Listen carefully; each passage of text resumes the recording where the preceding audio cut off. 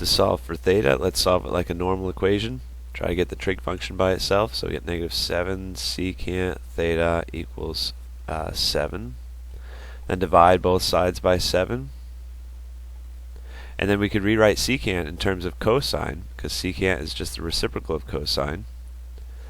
So you could multiply, if we're trying to get theta by itself, you could multiply both sides by cosine, and then maybe divide both sides by -1. We're getting closer. Now we're trying to figure out the angle that makes the cosine ratio equal -1. And if you remember, cosine is the x-coordinates on the unit circle. So here at 0 degrees, cosine is 1, because the coordinates here, since the unit circle has a radius of 1, the coordinates, it's x equals 1, y equals 0. So that's not our winner. How about over here though? This is -1 comma 0 on the unit circle. So that's where cosine equals -1, because cosine is the x-coordinates. Yeah, so it's 180 degrees, and they want it in degrees, so that's our answer. There's only one angle that makes this true, 180 degrees. So we'll solve it like we usually do.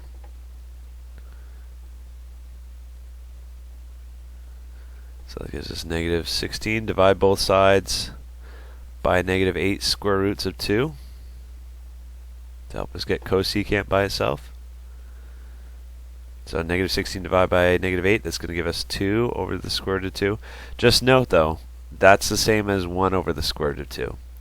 Because if you multiply the top and the bottom by square root of 2 to rationalize the denominator... Oh, wait a second. No, it isn't. I'm sorry.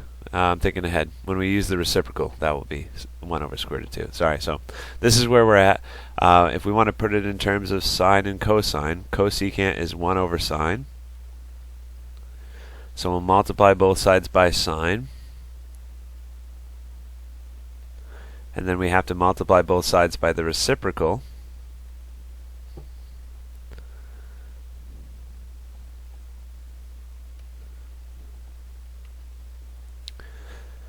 Okay, and now this is equal to, so square root of 2 over 2, that's equal to 1 over the square root of 2. Because look, you can multiply the top and the bottom of this fraction by the square root of 2.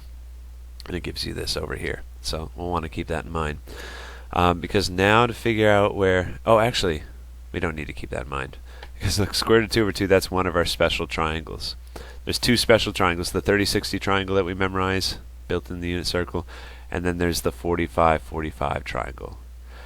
So we're going to have, that would give us an opposite divided by a hypotenuse to equal square root of 2 over 2, just like the definition of sine says.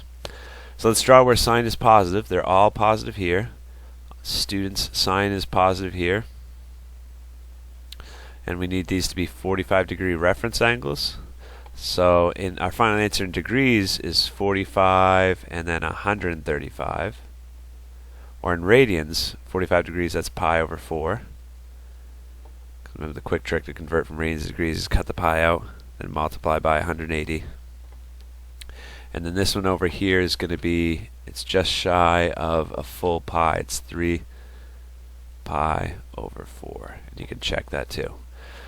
Cut the pi out, multiply by 180. So those are two answers in radians.